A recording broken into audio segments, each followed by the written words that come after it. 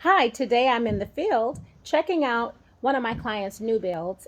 It's a pre-drywall inspection, and I just wanted the home inspector to tell us why it's important and why it's worth having it done. How you doing? I'm Noel Childs of AZ Residential Home Inspections, and it's extremely important in this stage of the game. This is what we call the pre-drywall inspection.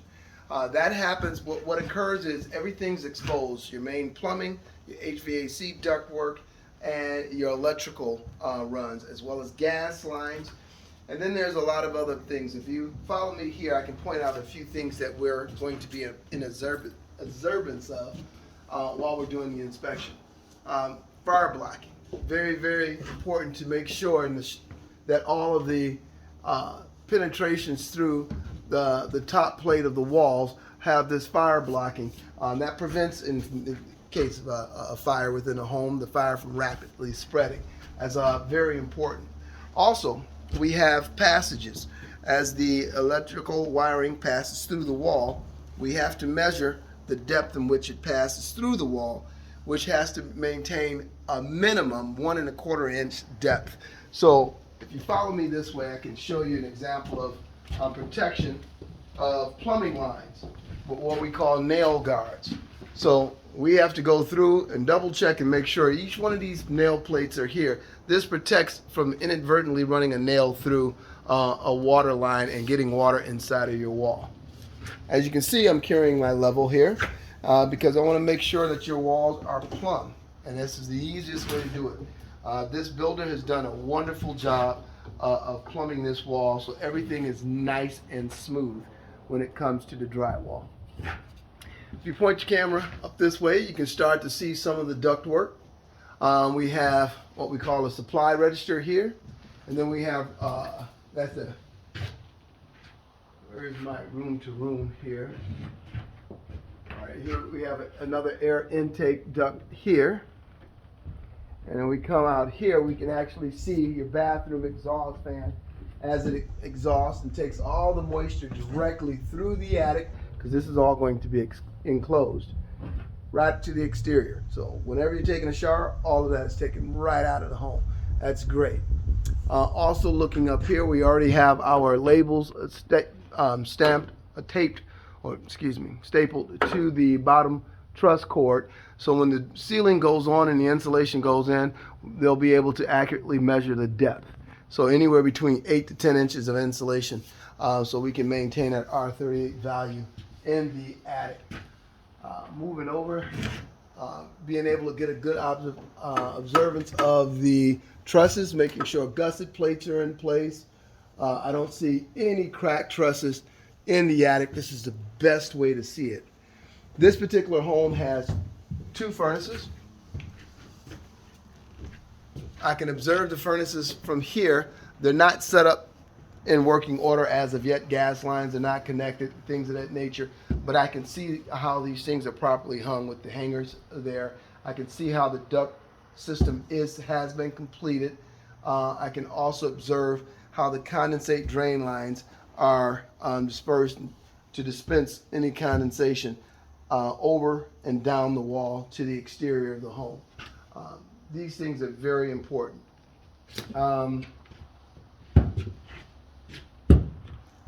Resume just by saying that some of the other things that are very important to inspect when inspecting a home before the drywall goes up, before the exterior insulation goes up. Here's your main water intake. We have a splitter right here.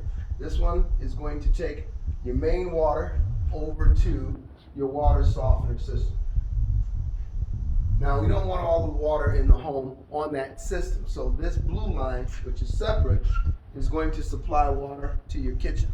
It's going to take it over to your kitchen sink, your refrigerator, and all your exterior hose bibs are going to run off of this blue line. So as a home, as a home inspector, we will trace these lines and make sure they are properly supplying water to those areas.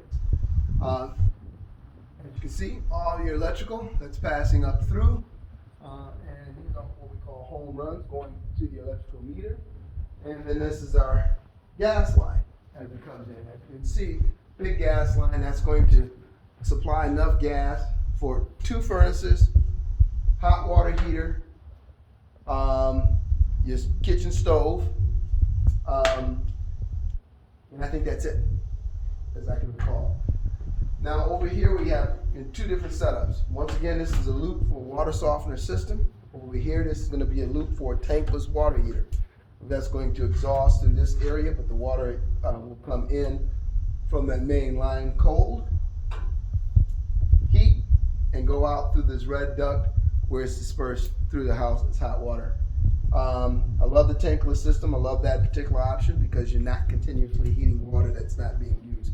It's only heated on demand.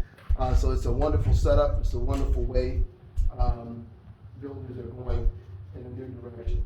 And then there's quite a few other little things, other details that we're looking at. You can see all of this wood here on the bottom slope plate is pressure treated lumber. This is treated against moisture damage, wood rot, and termites as well. All the wood that's in contact with the foundation floor should be pressure treated lumber. Every now and then I come across some interior members that are not pressure treated.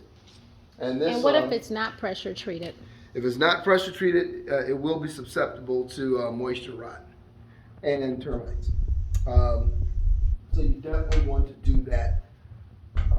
Can that be corrected if you find that, given that it's the foundation wood?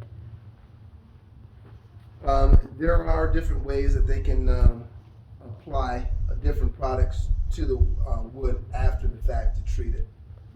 Great. Yeah, so there's different methods that they do have. As you can see here in this stamp, this is the post-tension slab. So it's part of my necessary walk around. I'm going to make sure all the post-tensioning, all the cables have been properly cut and sealed, so they should not be visible. Because there's not finished landscaping or grading here, some of those areas should be exposed, but they should be nice and sealed, so that shouldn't be a problem. Only thing that hasn't been completed as of yet with this home, we don't have the exterior insulation and mesh wiring attached to the house yet, so I'll have to make a return trip, take a look at that. I'm going to make sure all of those joints are properly sealed. I want to make sure everything that comes this way, watch your step.